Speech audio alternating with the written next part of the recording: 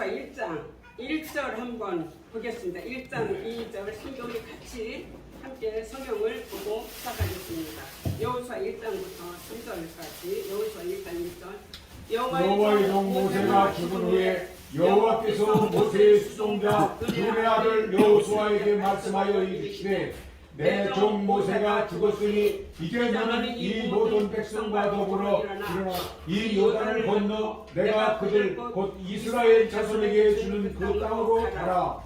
내가 모세에게 말한 바와 같이 너희 발바닥으로 밟는 곳은 모두 내가 너희에게 주었노니. 아멘. 아멘. 자, 오늘 이 말씀을 읽은 것은 여기 보면 1절에 여호와의 종 모세가 죽은 후에 여호와께서 모세의 수종자라고 했습니다. 근데 사명을 마친 후에는 여호수아 24장에 가서는 모세의 수종자가 아닌 여호와의 종 여호수아로 바뀌었습니다. 그래서가 바뀌었습니다. 할렐루야. 그래서 사사기에서도 여기서는 여호와의 종 모세가 죽은 후에 모세의 수종자, 이제 모세의 사명을 다 마치고 나면 모세의 수종자가 아니라 24장이나 사사기에 넘어가면서부터는 여호와의 종 모세. 자, 오늘 우리 목사님께서 오전에 말씀을 해주셨는데 사람은 사명 따라 살아가게 되는 거죠. 사명이 뭐 수종자로 시작하든 하나님의 종으로 시작하든 사명을 마치고 난 후에는 하나님께서 여호와의 종 앞에 붙이시는 거예요. 여기에서는 시작할 때는 클래스가 다르죠. 모세하고 여호수아하고. 분명히 여호수아는 모세의 수종자라고 그랬습니다. 근데 모세의 수종자 역할을 잘했기 때문에 수종자 역할을 잘해서 사명을 잘 마쳤기 때문에 하나님께서 여호와의 종 여호수아라고 그랬습니다. 오늘 여기 계신 목사님들도 다 사명을 마치고 하나님께서 여호와의 종으로 이 자리에 앉아 계시는 줄 믿습니다. 힘이 납니다. 네. 힘이 나. 여호수아는 인생 경영 교과서라고 할 수가 있죠. 여러분들 출애굽기 공부할 때 기억하실지 모르겠어요. 출애굽기를 알면 인생이 보인다. 광야 40년 알면 갈 길이 보인다. 이 말씀을 드린 적이 있는데요. 기억하시면. 그래서 출애굽기는 뭡니까? 하나님의 구원 경영이라고 했어요. 그래서 여기 여호수아에 나오는 그 좋은 곳이 붙은 여자 있죠. 어떤 여자죠? 좋은 곳이 붙은 여자. 바로 기생 라합이죠. 기생이라는 좋은 곳이 앞에 붙어 있잖아요. 기생이라 할지라도 구원 경영을 잘함으로 그 여자가 인생이 완전히 사주팔자 대박이 났죠. 바뀌어버렸죠. 이제 앞으로 나올 것인데. 그래서 우리가 하나님의 출애굽기를 잘 알면 인생이 보인다. 구원 경영을 잘해야 돼요. 그럼 무조건 예수 믿고 천국 가고 직항열차 타고 가면 얼마나 좋겠어요? 그러니까 처음에 초신자들 예수 믿기만 하고 그 열차 올라타면 그냥 직통으로 만사 형통 할렐루야 하면서 천국까지 가는 줄 아는데 그게 아니죠. 그러다 중간에 이제 가다 오다 막히니까 거기서 이제 중도에 기차 타고 가다 하차하고 또 타야 되는데 안 타.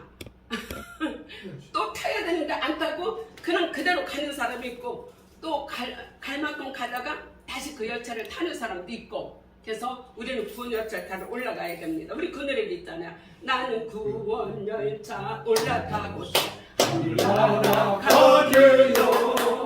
재앙 벗어나 달려가 다시 내리지 않고 잡아 필요 없어요. 주님 성장이시니 나는 염려 없어요. 아멘. 나는 구원 열차 올라타고서 하늘나라 가리라. 할렐루야. 저렇게 교사들 이거 했죠. 구원 열차를 끝까지 잘 타야 되는 거예요. 아멘. 구원 열차를 잘 타야지만이 하나님의 인생 경영을 잘할 수가 있어요. 그러니까 구원 열차 타지 않는 인생 경영은 어떻게 될까요? 모래 위에 집을 짓는 거나 마찬가지죠. 아무리 돈이 많고 우리 목사 오죠. 아무리 돈이 많고 뭐가 다 많아도 구원 경영이 이루어지지 않는 가운데 인생 경영을 할 수가 없어. 하나님 앞에 어떻게 내가 구원 경영을 잘하면서 살아야지만이 하나님께서 그 사람의 인생의 길을 이끌어 주시는 거죠. 여호수아라는 대표의 기생나비라 할지라도 하나님 나라의 일을 도왔어. 그러다 보니까 이 기생나비 주홍글씨가 어떻게 됐어요? 지워져. 물론 이제 기생나비라고 했지만 그 기생나비 인생이 팔자가 바뀌게 된 거죠. 그래서 출애굽기 아니 여호수아 월명을 조금 해야 되겠죠. 그래서 이것도 저도 어느 노 목사님이 연세동 목사님이 이 출애굽기 강의를 하러 가는데 이 말씀을 하셔서 제가 정말 감동이 됐어요. 그래서 예수님 그 직장열차를 타고 가는 게 아니죠. 응? 그래서 우리가 이 땅에 살면서 얼마나 공력을 세우느냐. 제가 지난 금요일에 저희 남편 산수에 갔어요. 이제 어디 이장을 했는데 그래서 이제 딸 가족하고 손주들하고 처음 갔어요. 손주들은 지금 초등학교 6학년이고 초등학교 3학년인데 학교 안 가고 이제 저희 딸이 그쪽에 강의할 일이 있어서 같이 이제 어머니가 갔어요. 가니까 이제 별로 그런데 갈 기회가 없죠. 친척이 안 오면 잘 안 가죠.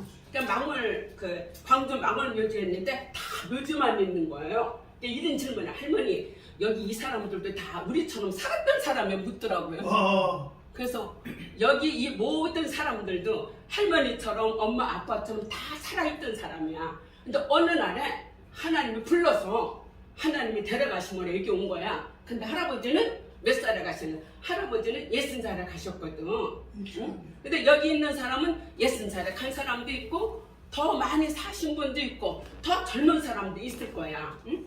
그래서 이제 애들하고 서면서 간단하게 이제 예배를 이제 드리면서 그런 얘기를 했죠. 여기 있는 사람 다 서 있는 다 우리처럼 움직이고 활동하다가 다 이 무덤에 있는 사람들이다.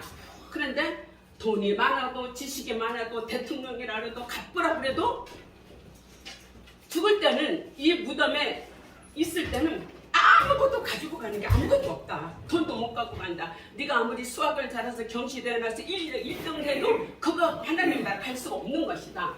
그래서 네가 수학 경시대회에서 1등하고 뭐하고 잘한다 할지라도 하나님 앞에 가지고 갈 수 있는 것은 하나님을 얼마나 기쁘시게 하고 하나님을 위해서 얼마나 일하느냐에 따른 그 상급을 가지고 가는 거다. 너 그 이번에 뭐 잘하니까 뭐 상장 받지 않았냐? 잘하니까 상 주듯이 우리 인생에도 잘하면 하나님이 우등상을 주는 거다. 그래서 하나님 앞에 갈 때가 우등상 갖고 가는 거다. 그렇게 얘기를 했어요.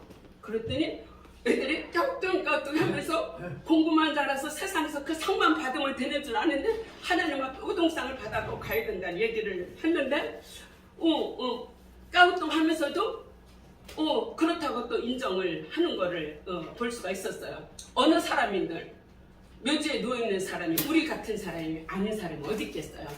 먼저 갖고 늦게 간 사람이죠. 근데 아무것도 자랑할 거 없는 거예요. 하나님 앞에 그들은 무덤에 갔을 때 하나님 앞에 어떻게 살았냐 공력만 가지고 갈 수가 있는 거죠. 그래서 우리가 인생 경영을 잘 할 수 있어야 돼서 출애굽기는 구원 경영, 여호수아는 인생 경영의 교과서라고 이 목사님은 말씀을 합니다. 그래서 이게 인생 경영을 잘하지 못하고 구원 경영을 잘하지 못하면 어떻게 됩니까? 목욕탕에서 한마디로 말해서 때를 밀다가 뛰쳐나오는 사람밖에 안 되는 부끄러운 구원이죠. 이해가 되시나? 말을 어떻게 목욕탕에 때를 밀다가 그냥 벌거벗고 나오는 사람은 얼마나 부끄럽겠어요?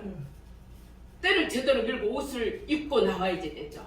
그래서 이게 구원 경영을 잘못하면 우리가 그렇게 부끄러운 인생 경영을 할 수밖에 없다는 얘기죠. 아무리 많은 것을 가졌다 할지라도 모든 것이 다 하나님 좋게 만드시는 분이 하나님이시라는 얘기죠.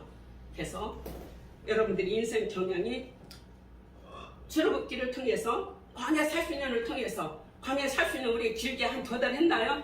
모세오경이니까 창세기부터 어디까지 신명기 여호수아까지 하나 광야 갈 길을 보게 했는데 자, 오늘부터는 이제 가나안을 축복하는 데 들어갔는데 우리 박 집사님 십자가 군병으로 이제 출발하는 겁니다. 광야에서 뭐 하는 거 삐삐삐삐 하는 게 아니라 이제는 정말 싸우지 않으면 취하지 않으면 내게 안 돼. 이제는 그냥 무조건 얻어야 돼.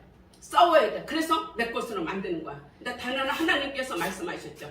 가나안은 하나님께서 이스라엘 백성에게 주시겠다 말씀하셨기 때문에 말씀을 의지해서 내가 밟는 땅 내가 너에게 주겠다 했거든요. 모세에게. 그러니까 대표에게 모세에게 주면 지도자 모세에게 주면 그 모든 것은 다 하나님께서 백성에게도 주시는 것이죠. 교회도 그렇잖아요. 지도자 목사님이 이걸 가지고 딱 하면 거기에 딱 끌려오게 하시는 것을 우리가 볼 수도 있죠.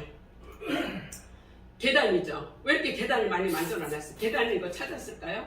근데 제가 하나쯤 신기한 거는 하나님이 저한테 이렇게 강의할 수 있는 은혜를 주셨겠죠? 주시려고 딱 이렇게 생각을 하면 이런 그림들이 생각이 나요. 그래서 인터넷을 찾는 거예요. 그래서 계단을 한번 찍어보는 거예요. 계단하고 한번 인터넷 검색을 해보면 이제 마음에 드는 것도 있고 마음에 드는 것을 어쩌다가 첫 번부터 이렇게 낚시를 고기 잡으러 가서 던지잖아요. 그 첫 번부터 마음에 있는 거 걸리면 그건 아주 대박이야. 그거는 똑같아. 우리 인터넷이 얼마나 홍수야, 홍수. 뭐를 먼저 그래서 계단을 딱 쳐본 거예요. 저번에 도대체 마음에 드는 게 없어. 그래가지고 또 천국 계단을 또 쳐봤어. 여러 가지 천국 계단 말 바꿔서 쳐보는 거야. 쳐봤더니 이런 계단 나왔는데 아 이거다. 제가 그리고 이거를 선택을 했는데 이게 바로 뭡니까? 천국 가는 길입니다. 그래서 여기 하나님께서 이 길로만이 올라가야지만 천국문으로 들어갈 수 있다는 얘기죠. 길이 여기도 있을 수 있고 여기도 있을 수 있지만 하나님이 나는 길이요 진리요 생명이라 이 길로 들어가지 않으면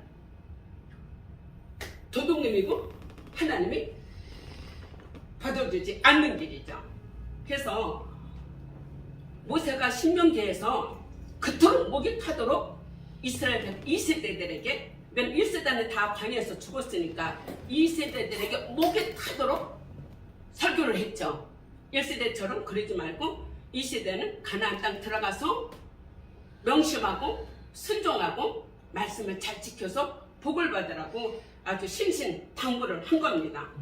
그런데 이제 여러분들 이게 성경 한번 광야 생활이 끝나고 여호수아가 들어갔는데 궁금하지 않으세요? 과연 가나안 땅을 잘 들어가서 차지했을까? 그 사람들이 신명기 말씀을 잘 지켰을까? 이런 여러 가지 많은 질문이 없으세요? 저는 광야를 끝나고 나서 여호수아를 볼 때 나름대로 질문했어. 정말 그 사람들이 다 지켰을까? 가서 잘 살았을까? 예를 들면 저희 교인 하나가 미국에 이민을 갔었어요.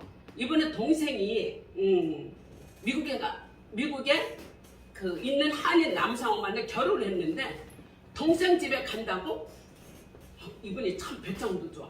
동생 집에 간다고 그냥 가방 그 더블백 한 사람을 2개 가져가죠. 2개 가져가고 한국을 다 정리하고 무조건 관광 비자로 들어갔어. 대단한 거야. 근데 관광 비자로 그 한 사람을 더블 2개 갖고 갈 수 있죠. 4사람 8개 갖고 들어간 거야. 들어가가지고 안 나온 거야.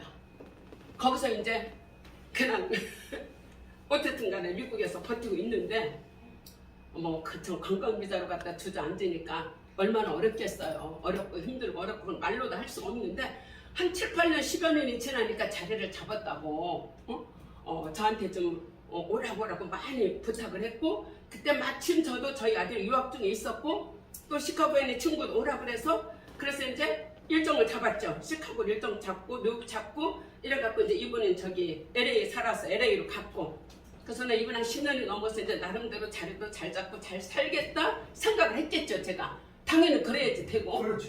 예. 그런데 놀라운 게 있었어요. 아니 10년이 11년 12년쯤 됐는데 미국에서는 운전하는 못 사는 세상이잖아요. 근데 운전을 못 하시더라. 그것까진 괜찮아. 그래갖고 뭐 하고 하니까 뭐 저녁에 만들어 먹다가 슈퍼를 가자고 그러는 거예요. 그래서 슈퍼를 갔어.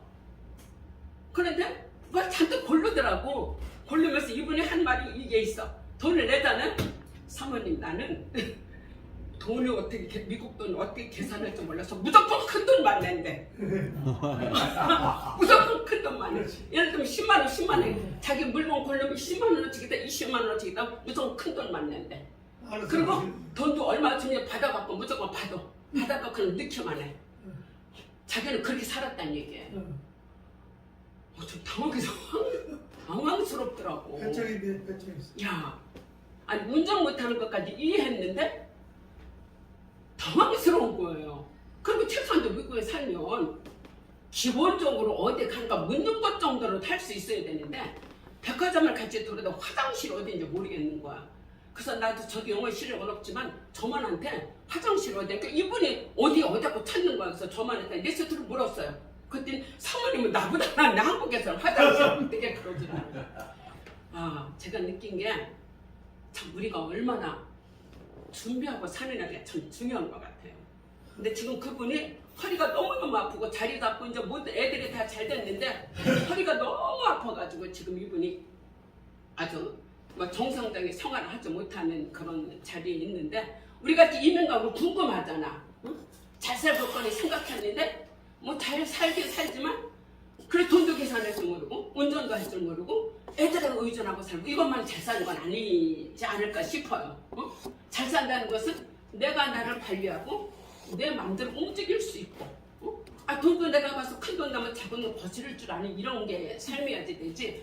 그래서 난 미국 땅이라고 다 좋은 줄 알았더니 다 좋은 게 아니라는 걸 알았어. 그 얘기를 제가 드리고 싶은 거예요. 그래서 우리 하나님께서 모세에게 먼저 가나안 정복하라고 하면서 우리 이 말씀 같이 읽을까요? 마음을 강하게 하라 담대하라 좌우로 주시지 말라 율법책을 입에서 떠나지 않게 기름 한 자로 가지게 해라 그리하면 내가 형통하리라 여호와가 너와 함께 하느니라. 아멘. 여기 보면 율법책을 내 입에서 떠나지 않게 하라. 그래서 제가 여호수아 천면에 율법책을 제가 그림을 넣게 된 거죠. 하나님께서는 여호수아에게 율법책을 내 입에 떠나지 말게 하라. 모세의 수종자 여호수아는 모세도 마찬가지지만 이렇게 가나안 땅을 정복하게 된 것은 온전한 순종입니다. 100% 순종이기 때문에 요단강도 건넜고 여리고도 무너뜨렸고 가나안 땅도 하나하나 정복을 아멘. 극복하며 여기 이제 가나안 땅에 들어가려고 하는데 절대 순종하지 않으면 가나안을 정복할 수가 없어요. 이제 지금 오로지 믿음 하나로만이 가나안 땅이 내 땅이 되는 거야. 아무리 가나안 땅이 화려하고 아무리 좋아도 아무리 미국 교회 좋아도 내가 가서 누리고 살지 못하면 아무런 소용이 없게 되는 것을 볼 수가 있죠. 그래서 이제 광야 40년을 이스라엘 백성들이 생활을 했어요. 나왔어요. 이제 지금 가나안 땅을 정탐하려고 하는 거예요. 마치 아이가 엄마 뱃속에서 얼마 동안 있죠? 얼마 동안 있죠? 10달이면 280일 있죠. 280일 10달은 엄마 뱃속에서 10달은 아이가 세상에 나올 준비를 하는 거죠. 세상에 나올 준비하고 애기가 태어났어? 그럼 그때 출산부터는 어떻게 되는 거? 그때부터 인생 시작이야. 그때부터 고생 시작이야. 마찬가지로 이제 갓 태어나서 세상을 살아가는 것처럼 바로 이스라엘 백성들에게도 이런 상황인 거죠. 가나안에 정복하고 들어가서 내 것으로 취하지 않으면 살아갈 수 없다는 거죠. 그래서 이제부터 이제 본격적인 가나안 정복을 해야지 되는 거죠. 그래서 여호수아는 정복 시대라고 말을 합니다. 출애굽은 신앙의 출발점이라면 광야는 신앙의 훈련 과정의 기간이었죠. 그래서 가나안 땅에는 뭡니까? 신앙의 성숙이 되어서 하나님의 형상을 닮아가면서 가나안에 들어가야지 되는 거지. 옛사람으로 그냥 옛날 주먹질하던 거로 욕하던 거로 뭐 이런 거로 가나안 땅에 들어가서 살 수가 없는 거예요. 철저히 하나님의 도우심이 있어야 되는 거. 변화되지 않으면 가나안 내가 들어간다 할지라도 거기 가서 누릴 수가 없는. 아까 내가 권사님 얘기했듯이요. 미국에 가면 미국 문화를 누려야 되죠. 미국에서 살 수 있는 준비를 해야 될 거 아니에요. 가갖고도 가기 전에 준비하든지 가갖고도 준비하지 않든지 애들이 얼마나 고생을 해도 일거수일투 애들이 그냥 다 고생하고 왔다 갔다 하고 야 이거 정말 많은 것을 제가 생각을 했어요. 무조건 미국 땅이라고 좋은 곳이 아니고 가서 내가 얼마나 준비하고 사느냐에 따라서 누리고 살아갈 수 있다는 거죠. 그래서 여호수아는 백전백승이라고 합니다. 그렇다고 다 100% 정복한 것은 아니지만 그래도 여호수아를 통해서 하나님이 이루실 것은 거의 그래도 많이 80% 정도는 이루셨다고 볼 수가 있습니다. 그래서 여호수아 드디어 이제 1장부터 12장까지 가나안 정복을 합니다. 이렇게 여호수아가 많은 사람들을 데리고 있습니다. 그런데 여러분 이런 생각, 가나안을 왜 진멸해야 되는가? 오 목사님, 가나안을 진멸하시려면 들으시면 안 돼요. 가나안을 왜 진멸해야 되는가? 자, 오 목사님 이거 읽어보시죠. 첫 번째, 왜 진멸해야 될까요? 가나안 신들에게 모든 가증한 일을 볼 거다 범죄할까 하여. 예. 왜냐면 그 가나안에 가면 가나안의 신들이 엄청 많습니다.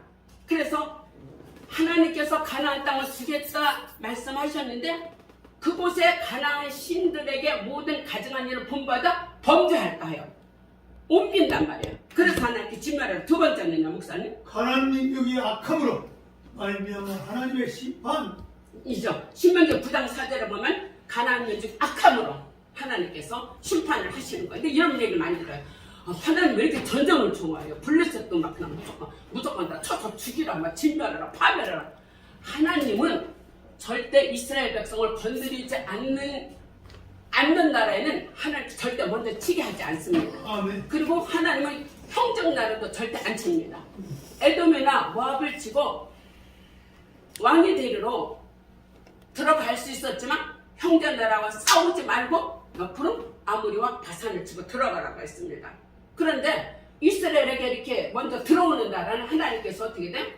이방 민족이면 치고 나가라 그래요. 그게 이제 하나님의 방법이거든요. 근데 이 가나안 민족은 너무너무 악한 거예요. 왜 악한 건지 조금 이따 보여드리겠습니다. 그 다음에 이것도 목사님 이거. 목이 모든 백성이라 천하의 그 이름을 도말하겠다. 자, 하나님께서 우리에게 이상훈 목사님에게 너 목이 굳은 목사가 이런다면 어떻게 하시겠어요? 주여 해야지. 우리가 하나님 앞에 목이 굳은 백성이다. 천하의 그 이름을 도말하겠다. 주여. 이건 뭡니까? 하나님 앞에 백신죄를 걸려도 단단히 걸린 거죠. 아버지. 가나안 민족이 도말하겠다. 없애버리겠다. 천하의 그 이름까지 도말하겠다. 단단히 하나님 앞에 개신죄에 걸린 거예요. 우리가 도저히 인간에게 개신죄에 걸리면 인간과 만나서 풀으면 돼요. 그래서 우리 사무엘 상인가 그 말이 있죠. 사람과의 관계는 사람과 해결하지만 사람과 하나님과 관계가 얽히면 누구 하나님 외에 해결할 수가 없는 거예요. 그러니까 하나님 앞에 개신죄를 그동안에 하나님께서 이 가나안 민족을 보고 계셨던 거예요. 430년 동안 이스라엘 백성들 애굽에서 종살이 하면서 지켜보셨는데 도저히 하나님 입장에서 볼 때 뭐라고 이런 사람들 뭐라고 그랬죠, 권사님? 도저히 안 되는 사람은 뭐라고 말했죠? 구제불능. 답이 나오니까 그렇지. 조시는 분에게 제가 질문이 언제 들어갈지 모르겠습니다. 구제불능. 도저히 해도 안 되는 사람은 구제불능인 거야. 구제불능일 때는 우리가 우리 자식 더 이상 안 됐다는 거나 놓고 하나님 앞에 맡기는 거죠.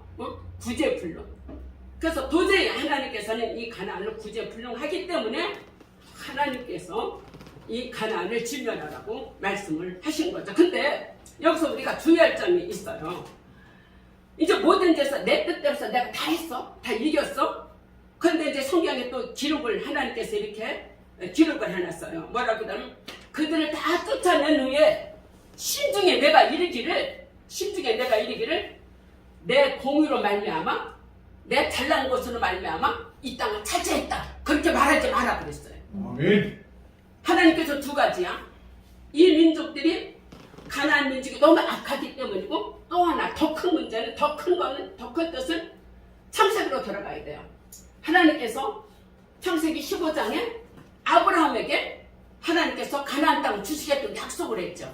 그래서 이 민족이 악하기 때문이고 더 큰 성경적으로 본다면 하나님께서 아브라함에 약속하신 것을 이루시기 위함입니다. 아멘. 그렇지 내가 이기고 내가 차지했고 내가 공부 잘하고 내가 장관 되고 이거 다 하나님은 나라는 것은 다 빼버리게 하시는 거예요. 그래서 하나님은 심중에 네가 말하기를 내가 이 정도면 됐다. 이 정도 내가 이겼다. 그렇게 할 때는 어떻게 됩니까? 그때는 이제 하나님의 손이 내게 들어올 수도 있으니까 절대로 그런 자세를 가지면 안 된다는 것을 하나님께서 이제 말씀해 주신 것을 우리가 볼 수가 있게 됩니다. 그래서 여기 이거 보시면 같이 읽어볼까요? 내 앞에서 쫓아내신 후에 여기 있네. 내가 심중에 이르기를 같이요. 나의 의로움으로 인하여 억울하지 말라. 내 마음은 의로움도 아니라 정직함도 아니라. 네. 내가 잘나서 들어갔어. 내가 잘나서 정복했어. 그게 아니라는 얘기죠. 아까 두 가지 말씀드렸죠? 가나안 민족이 악하기 때문이고 목욕부선 백성이기 때문이고 더 하나는 하나님께서 창세기 말씀 아브라함의 언약을 잊을 수가 하시는 하나님의 뜻이라는 것을 우리가 알게 되는 거죠. 자, 여호수아를 한번 잠시 이거 살펴봐야죠. 가나안 땅 어떻게 해서 이 여호수아를 위해서 일을 하시는가? 얼른 여호수아는 한 16년 동안 전쟁을 합니다.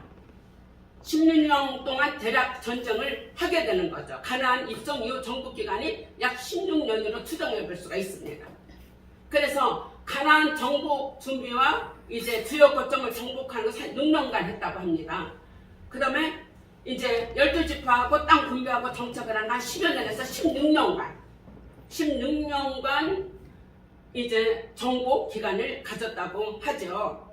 이게 우리 오전에 목사님이 말씀하시는 여호수아가 정탐꾼으로 선발할 때가 55살입니다. 갈렙을 볼까요? 갈렙은 몇 살입니까? 40세 때. 자, 그리고 여호수아는 지도자로 언제 부름 받았냐면 민수기 27장 18절에 보면 93세에 부름을 받았습니다. 오늘 같으면 이 땅에 살아있지도 않을 나이죠. 근데 하나님께서 모세의 수종자 역할을 너무 잘함으로 말미암아 하나님께서 93세에 여호수아를 지도자로 부르신 것이죠. 그럼 갈렙은 언제요? 79세에 가나안 땅에 입성을 하게 됐습니다. 그래서 여호수아는 93세에 물론 그동안 모세의 수종자로 쫙 정말 잘 훈련을 받다가 93세에 정식 지도자로 부름받아 110세에 세상을 떠났습니다. 근데 110세 세상 떠날 때 가나안 땅을 대략은 다 정복을 했지만 정복하지 못한 곳이 있어요. 그래서 하나님께서 이제 사명에 이거를 하나님께서 놓으라고 하실 때 하나님 아니에요. 아직 다 정복하지 못한 곳이 있어요. 블레셋도 정복도 못했고요. 어디도 못했고 어디도 못했고 하는데 그냥 놔둬라. 그리고 하나님께서 여호수아에게 가나안 정복을 마치게 하신 것을 우리가 볼 수가 있게 되거든요. 그러니까 우리 인간적으로는 아들 결혼 안 했어요. 뭐 딸 시집 못 갔어요. 우리 아들 사법고시 붙고 가야 돼요. 이렇게 가야 돼요. 그게 하나님한테 안 통한다는 얘기죠. 하나님께서 그 사람에게 원하는 일상만큼 이뤘으면 딱 가게 되는 거예요. 제가 어느 저희 교회 권사님 한 분이 계시는데 부동산 하시던 분인데 물론 이제 부모라는 것은 엄마라는 것은 자식에게 누구나가 다 그 애지중지한 애정을 느끼게 돼요. 근데 이분이 자궁암으로 해서 나셨거든요. 그런데 또 진짜 설상가상으로 유방암이 오셨어요. 두 번째. 그래가지고 이거를 치료를 받으실 수가 나으실 수가 없는 상황이 있는데 이분이 이렇게 등치가 이렇게 좋으신 분이에요. 정면 등치가 좋고 그러던 분이에요. 근데 유방암으로 그게 하다가 고생하니까 아산병원에 가보니까 그 입원하기 시작해 갔어요. 갔는데 등치가 이랬던 분이 한 2, 3개월 있다 가보니까 완전히 조그만 초등학교 애들이 돼버렸더라고. 와, 야 병이라는 건 사람 이렇구나. 아니 근데 이번에 난 누워있는 침대를 그래도 어느 정도 이불이 등치가 있으니까 있는 줄 알았는데 그런 분 아니고 저 애기 그것도 보니까 나중에 그분이 누구나니까 글쎄 딱 어린애 누워있는 거 보니까 딱 그분이에요. 너무 제가 깜짝 놀랐어. 야 사람이 이렇게 할 수 있는 거구나. 완전 어린애 누워있는 것 같아. 다요. 그래서 이제 그분 붙잡고 기도하는데 사람이 이렇게 생명도 소중하지만 엄마는 자식을 놓지 못하는 거예요. 자식을 놓지 못하는데 아들이 그때 고등학교 수능본을 해왔어요. 수능본을 막내 아들이 셋인데 수능본을 해왔는데 그 아들이 이분이 야무지게 하시더라고. 저를 붙잡고 사모님 우리 그 누구면 뭐 덕육이면 동육이 저기 뭐야 대학 졸업하고 결혼할 때까지 하려면 대학 졸업하고 뭐 하면 앞으로 한 5년을 잡더라 군대 갈 거 생각하고 그리고 결혼하면 못 살아도 7, 8년은 더 살아야 된다고는 거 10년만 더 살아야 되는데 그렇게 되게 기도하달래요. 여러분 이게 참 안 한다고 할 수 있습니까? 예 기도를 해달래요. 그러면서 이렇게 제가 느끼면은 근데 이번에 또 바로 꿈 얘기를 하는 거야. 내가 어떻게 꿈을 꿨는데 자기가 그렇게 꽃밭으로 그렇게 나비처럼 날아다니더라 이거예요. 그때는 뭐 내가 뭐 신령하고 안 신령하고 떠나서 얼른 그 꿈 얘기 들어보니까 이분이 이제 천국 가겠구나 느낌이 오는 거야. 그런데 거기에다가 아들이 막내 아들이 하니까 앞으로 80년은 더 살아야 된다는 얘기예요. 참 하나님 들어주면 얼마나 좋겠어요. 아주 그게 애절하신 거예요. 애절해 자기 몸 아픈 것보다. 근데 하나님이 부르시면 안 갈 수 어디 있겠어요? 수능을 보지도 못하고 그때 불과 한두 달 만에 세상을 떠났어요. 그리고 내가 그 엄마한테 너무 그런 얘기를 들어서 엄마 돌아가서 장례 치르고 난 다음에 그 애들한테 전화를 했어요. 응? 엄마가 이런 엄마였다. 어떻게 이번에 수능 잘 봤냐? 어디 학교 가게 됐냐? 하고 몇 번 연락을 하게 되다가 이제 어떻게 이제 관계를 받게 됐는데 이렇게 우리가 하나님의 각 사람에게 부르는 날이 있어요. 그러면 모든 것은 다 내려놔야 돼. 자식도 내려놓고 수능도 내려놓고 결혼도 다 내려놔야 돼. 그렇지. 근데 내려놓지 못하는 거야. 그래서 그분하고 이제 신방으로 돌아오면서 너무도 가슴이 제가 메워졌어요. 야 어떻게 좀 저렇게 얘기하실 수가 있을까? 근데 가신 그분을 생각하니까 간분보다도 그 애들을 향한 그 애증을 했던 그것이 너무 진짜 인간적으로 가슴이 너무 아프게 된 것을 이제 제가 하는데 하나님의 생에 마칠 때는 여호수아가 아직 남았다고 해도 하나님 됐어 그만 딱 마치셨어요. 오 목사님 그렇게 조시다가는 하나님이 빨리 부르실 수 있어. 하나님 언제 부르실지 모르는 거예요. 응? 그런데 아까 우리 오전에 노목사 말씀이 이 저기가 갈렙은 85세에 어디요? 산지를 내가 달라고 그러고 기업을 분배받았어요. 자, 우리 여기 계신 85세 되신 분 안 계시죠? 아직도 이제 인생의 전성기가 시작되지 않으신 분들이니까 여기서 말씀 듣고 전성기로 만드시면 되겠습니다. 아멘. 자, 그래서 이제 가나안 정복 정부를 이렇게 이제 하는 거예요. 넘어가고. 자, 우리가 지금 어디를 지났습니까? 애굽을 지나서 광야를 지나서 지금 가나안 땅에 들어갔습니다. 그렇죠. 도표를 제가 정리해봤어요. 애굽은 어떤 곳이었어요? 오 목사님 여기 애굽이 어떤 곳이었을까요? 여기 애굽이 어떤 곳이었을까요? 애굽은 제아의 속방을 상징하는 곳이죠. 애굽은 구원받지 못한 자연인 이런 사람들. 광야는 어떤 곳이었어요? 그래도 그리스도인들이 이제 그리스도인으로 생활을 살아가려고 노력하는 곳이 광야죠. 아직까지 변화되지 육종의 사람이 있죠. 그리고 불신앙성은 좌절감도 있게 되는 것이 광야죠. 그러면서 여기에서 헤엄치면서 그냥 나가는 거예요. 그러다 보면 하나님께서 천성을 향해 가는 성도들아 악변의 장르를 줄여 말하라 하면 하나님께서 이 광야의 그리스도인을 어떤 사람으로 만드니까 가나안의 그리스도인으로 만들어 주십니다. 아멘. 가나안의 그리스도인은 어떤 사람이니까 승리를 상징하게 되고 하나님 나라 기업을 얻게 되는 것이고 영적인 사람이 되게 되죠. 그래서 믿음의 승리자로 이렇게 가나안의 신앙을 우리가 영적으로도 가져야지 됩니다. 아멘. 그래서 왜 하나님의 가나안 족속을 몰아내고 이스라엘에게 주시는 이유가 있습니다. 우리 같이 읽겠습니다. 내가 가서 차지할 땅으로 들이시고 내가 가서 일곱 족속을 쫓아내실 때에 그들을 내게 넘겨주시니 그때에 너는 그들을 진멸할 것이라. 하나님께서 가서 일곱 족속 있죠. 보이시죠? 이 일곱 족속입니다. 헷 족속, 아므리 족속, 여부스 족속 이렇게 일곱 족속을 하나님께서 다 쫓아내시겠다고 말씀하셨어요. 이들을 다 하나님께서 넘겨치시겠다고 했어요. 그러면서 하나님께서 이스라엘에게 주시고 하시면서 무슨 말씀을 했냐면 이 참 중요한 말씀입니다. 그 땅 족속을 불쌍히 여기지 말라. 모두 진멸하라. 하나님 앞자리 없이 다 가서 처리하랬어요. 왜냐면 아까 하나님께서 뭐라고 했죠? 도말하시겠다고 했거든요. 그러니까 빗자루로 썰어서 싹 정리하라고 했거든요. 그러니까 그 땅 족속을 불쌍히 여기지 말고 모두 진멸하라. 그 다음에 그들과 어떤 언약도 하지 말라. 그들과 절대 혼인도 하지 말라. 그들이 재상을 헐며 주상을 깨트리라. 이렇게 말씀하셨는데 가서 이들이 이 일곱 족속을 치긴 했지만 이들과 언약하고 결혼하고 우상숭배를 섬기게 됨으로 말미암아 문제가 생기게 된 거예요. 여러분 생각해보세요.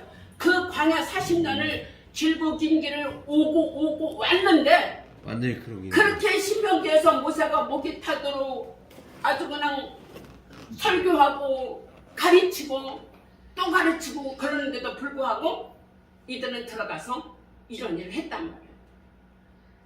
근데 어쨌든 하나님께서 이렇게 이스라엘에게 주시는 이유가 이런 이유였어요. 그들은 악하기 때문에 목이 곧은 백성이기 때문에 그들과 가서 언약도 하지 말고 불쌍히 여기지도 말고 혼인도 하지 말고 하나님께서 이런 말씀을 하셨죠. 가나안에 한번 신들을 볼까요? 여기 가나안 신들은 천신, 만신, 잡신, 귀신 모든 신들이 가나안에 다 있었습니다. 여기 보시다 보면 발과 아세레신, 아스다로신, 그모스신, 몰렉 밀곰 이건 뭡니까? 몰렉 밀곰수는 사람 인신 제사 드리는 거예요. 인신 제사. 네. 그리고 블레셋신, 블레셋은 아직 정복 못했어요. 하나님께서 여호수아가 아직 못했다고 막 하겠다 그러는데 됐어 그만 하셨거든요. 그리고 사사기로 넘어갔어요. 그때 하나님께서 블레셋을 남기신 이유를 말씀하는데 남긴 이유가 뭐냐면 이스라엘 백성들이 하나님을 잘 섬기지 않을 때 가시로 삼으려고 남겨놓으신 거예요. 가시로 삼으려고. 풍요와 다산의 신. 그러니까 가나안의 종교 우상의 신 이렇게 많습니다. 하나님께서 이런 가나안이 완전히 그냥 너무너무 하나님께서 악하고 목이 곱고 더럽고 추하고 도저히 하나님의 만든 땅으로서 더 이상 둘 수 없기 때문에 가나안을 진멸하고 누구에게요? 거룩한 제사장 나라인 이스라엘에게 주겠다고 약속을 하신 것이죠. 그래서 가나안에 가증한 풍속들이죠. 이제 한마디로 가나안의 더러운 성문화예요. 여기 하나님께서 말씀하십니다. 애굽 땅의 풍속도 쫓지 말며 너희를 인도하면 가나안 땅의 풍속과 그래도 행하지 말라고 했거든요. 여기 아까 보면 이거 봐요. 지금 몰렉에게 아이들 인신제사로 드리고 있는 거 볼 수가 있죠. 이거는 정말 도저히 용납할 수 없고 용서할 수 없는 최악의 사람 인신제사를 드리는 거예요. 이건 있어서도 안 해드리는 거죠. 근데 여기 레위기 18장의 중심이 돼요. 레위기 18장에 보면 근친 상간 하지 말지니 자녀 인신제사 드리지 말지니 동성애 하지 말지니 짐승과 관계 갖지 말지니 이렇게 레위기 18장에 보면 하나님께서 기록이 돼 있어요. 근데 이들은 하나님이 하지 말라는 거 다 했어요. 주여. 도저히 그래서 하나님께서 여기 우리 이 말씀 같이 읽어볼까요? 그 땅도 더러워졌으므로 내가 그 앞으로 말미암아 벌하고 그 땅도 스스로 그 주민을 토하여 내리라. 너무너무 더러워서 하나님 볼 수가 없고 그 땅을 퇴어버리신다는 거예요. 도저히 그냥 남겨둘 수가 없다는 얘기죠. 그러니까 하나님께서 도말해버리시겠다고 하는 거죠. 완전히 싹쓸이 하시겠다고 하시는 거예요. 이렇게 레위기 18장에 이런 가나안 가정의 풍속들로 하나님께서 그냥 놔둘 수 없다고 하나님이 말씀을 하시게 된 것입니다. 그러니까 가나안의 그 더러운 성문화, 몰렉에게 아이들을 바치고 이런 가나안 풍습을 쫓으면 하나님의 심판을 받게 되기 때문이었죠. 근친상간 이런 거 도저히 하나님께서 더 이상 두고 볼 수 없는 가나안 땅이기 때문에 하나님 그 땅도 토하고 하나님이 다 토한다고 말씀을 하신 것이죠. 그래서 모세오경이 이해하는 데는 모세오경 속에 창세기와 출애굽기가 굉장히 중요하죠. 창세기는 뭡니까? 하나님께서 약속해 주신 것이죠. 출애굽은 뭡니까? 기적을 베풀어 주시고 능력을 베풀어 주신 그 하나님의 은혜를 잊지 말아야 된다는 것이죠. 네. 자, 우리가 그럼 여호수아인데 어떤 여호수아길래 여호수아가 이렇게 큰 일을 행했는가? 제가 여호수아에게 칼 들고 있는 그림을 내가 이렇게 찾아봤습니다. 이런 모습이 아니면 가나안 땅 것을 이길 수가 없어. 칠 수가 없어. 가나안 7족속 아니 거기 가나안 땅에 들어가면 아파트 하나씩 쳐놓고 이스라엘 백성들 순서대로 들어오라고 넣어줍니까? 어서 오십시오. 절대 그게 아니거든요. 7족속을 물리치고 그들을 완전히 다 도면해야지만이 가나안 땅에 가서 이스라엘 백성들이 살 수 있는 거예요. 자, 여호수아는 누구인가? 모세의 수종자입니다. 철저히 모세의 수종자로서 섬김의 영적 원리를 모세로부터 배웠어요. 수십 년 동안에 애굽에서부터 출발해서 모세의 모든 시종을 다 배우게 됐습니다. 그 다음에 모세는 민수기 27절에 보면 여호수아는 하나님의 신에 감동된 자라고 해요. 하나님의 영이 머무는 자라고 했습니다. 그 다음에 여호수아는 광야에서 아멜렉 전쟁에 나가서 싸웠어요. 모세는 산에 가서 기도하고 손 들고 있었지만 실제 현장 참여는 누가 했습니까? 여호수아가 했습니다. 그리고 여기 또 하나 중요한 게 있으면 모세가 함께 시내산에 올라갔어. 시내산 올라간 게 아니라 모세가 십계명 받으러 시내산 올라갈 때 장로 몇 명과 여호수아와 같이 올라갔는데 어디쯤 가다가 모세가 너는 여기 있으라. 그리고 모세하고는 그 산에 올라갔어요. 올라가서 그때 모세하고 성폭대까지 가지 않았지만 산에 어디 중간쯤 어디 갔겠죠. 모세가 40일 동안 금식하고 있는 동안에 거기에서 여호수아는 모세로 해서 종무기도를 했을 거예요. 아멘. 거기에서 그 자리에서 시내산에서 같은 자리는 아니었지만 시내산에서 같이 있었어요. 아멘. 근데 그때 정상. 아래에 무슨 일이 벌어졌을까요? 금송아지. 금송아지 사건이 벌어진 거예요. 그때 여호수아를 능가하는 아론도 있었고 갈렙도 있었고 다 있었던 거예요. 근데 산에는 우상 숭배 사건이 있었는데 이때 유일하게 여호수아만 하나님의 은혜로 그 자리에 동참하지 않게 된 것이 하나님의 은혜라는 얘기죠. 아멘. 우리 여러분 이럴 때 있죠. 뭐 사풍 사건, 무슨 사건, 뭐 사건 하면 빠지는 게. 그 사건에서 묘하게 뭐 어떻게 다 안 가다가 빠졌다, 뭐 했다 빠졌다. 참 그 신명막측한 거죠. 근데 이 여호수아는 그 우상 사건에 참여하지 않도록 이거는 뭐 본인이 원한다고 되는 게 아니야. 하나님께서 은혜를 베풀으셔서 그 제약의 자리에, 우상의 자리에, 그 죽음의 자리에 불난 현장에 들어가지 않게 하셔야 되는 거지. 억지로 안 되는 거야. 우리가 사고 나다 보면 순간에 이렇게 못 가고 안 미치는 사람이 있죠. 참 여호수아는 이런 사람이었어. 어쨌든 간에 그 자리에 있지 않게 됐어요. 산에 우상 습관을 빠지고 또 신명기 마지막 34장에 죄인이 충만하다. 그래서 어쩌면 인간적으로 면으로 볼 땐 여호수아는 가나안을 정복할 수 있는 모든 영육간의 모든 것을 다 갖고 있었던 여호수아라고 이제 볼 수가 있는 거죠. 그래서 여호수아가 어떤 인물인지 우리가 여호수아 워밍업을 한번 잠깐 이렇게 해봤습니다. 그래서 하나님께서 단지 야 사람이 없으니까 네가 해라 그게 된 게 아니에요. 하나님은 사람이 없으면 사람을 만들어서도 쓰시는 하나님이십니다.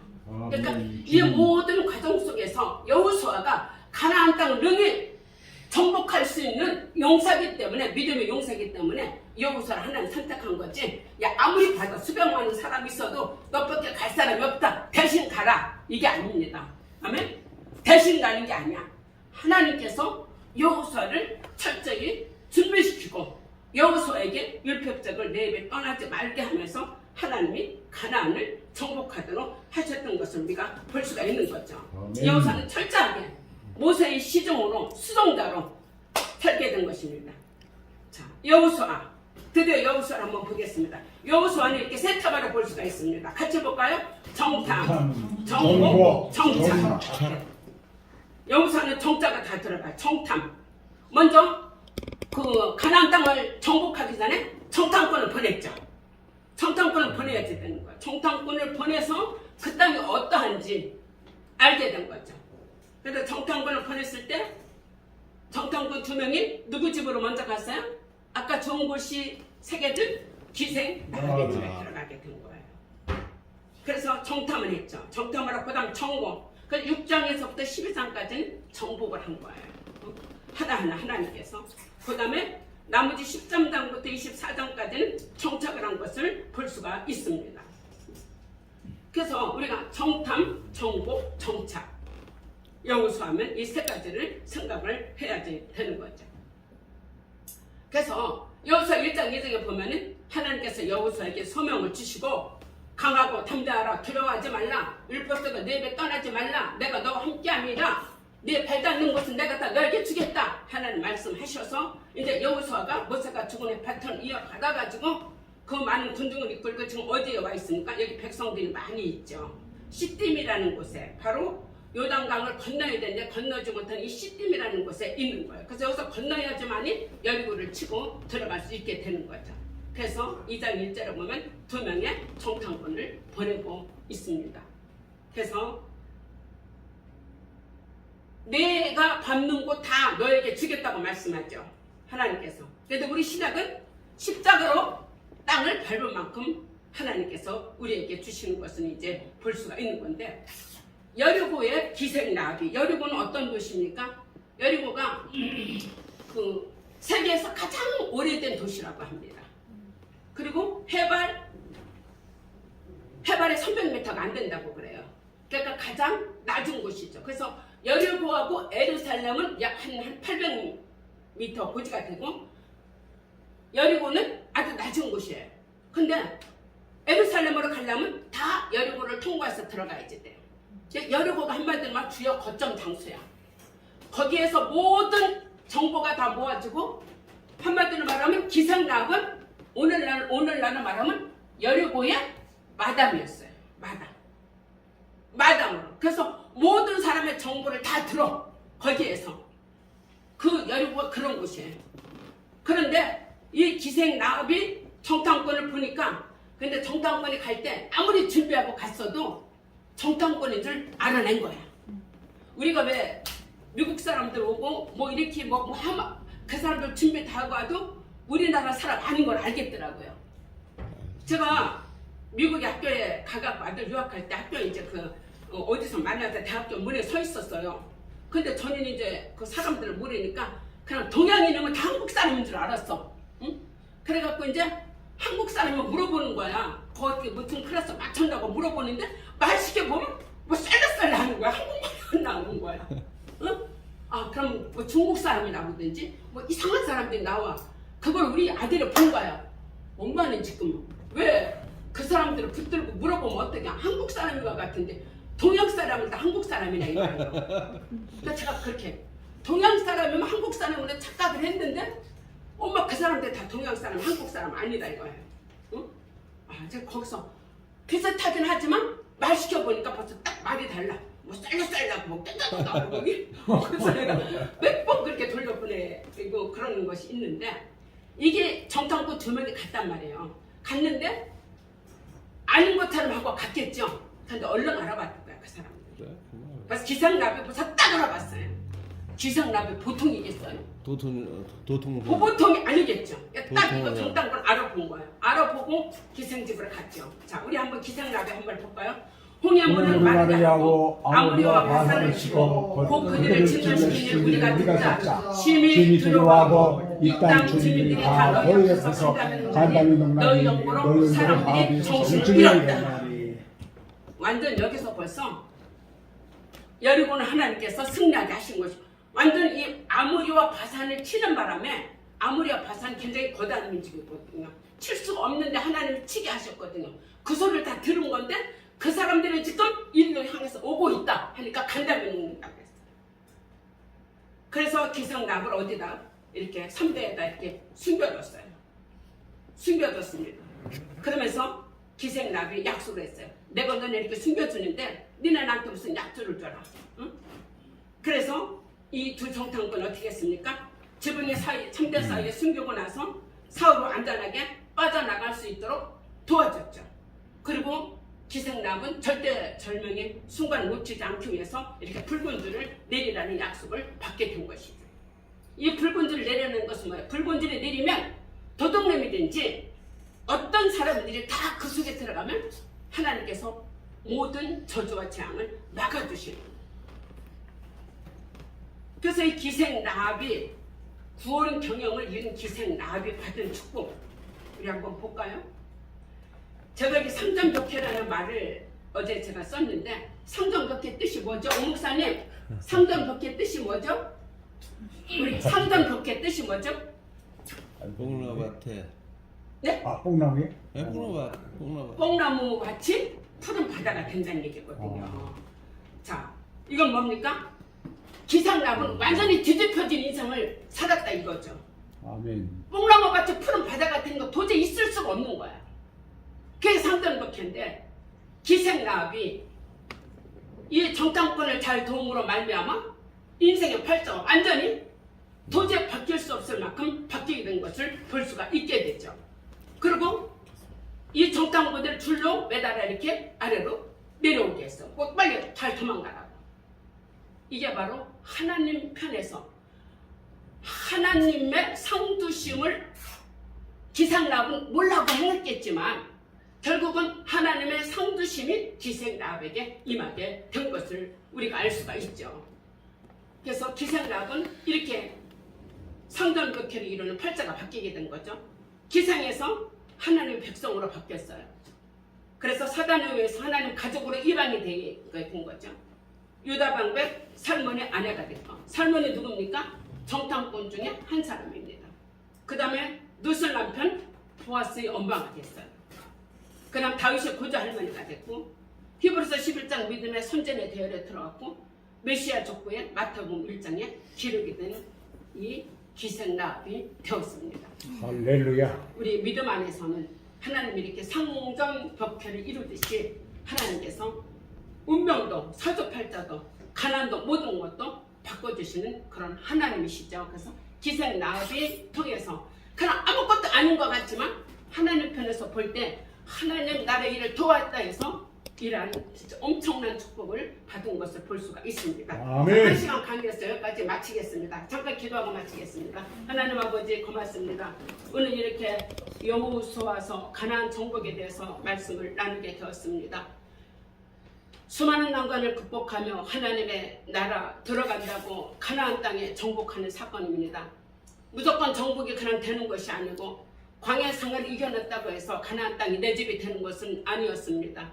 하나님께서 지도자 여호수아를 통해서 대표자를 통해서 지도자를 통해서 하나님 가나안을 하나하나 정복하시고 들어가는 모든 과정 속에서 하나님께서 섬세하고 세밀하게 여호수아와 백성들에게 함께 하셨던 것을 하나님 압니다. 기생라합이 아버지 정탐꾼을 하나님 잘 숨겨주고 하나님 나라 일을 도움으로 기생라합이 정말 하나님 나라의 귀한 이제 믿음의 이제 아버지 선진들의 대열에 들어가게 됐습니다. 여리고를 무너뜨리고 가나안 하나하나 정탐하는 모든 사건들 속에서 하나님께서 함께 하셨듯이 우리 삶 속에 무너뜨려야 될 것들, 정복해야 될 것들, 여리고 같은 큰 문제까지도 하나님께서 우리 가운데 함께하여 주시옵소서. 아멘. 감사드리며 예수님의 이름으로 기도합니다. 아멘. 할렐루야. 수고하셨습니다.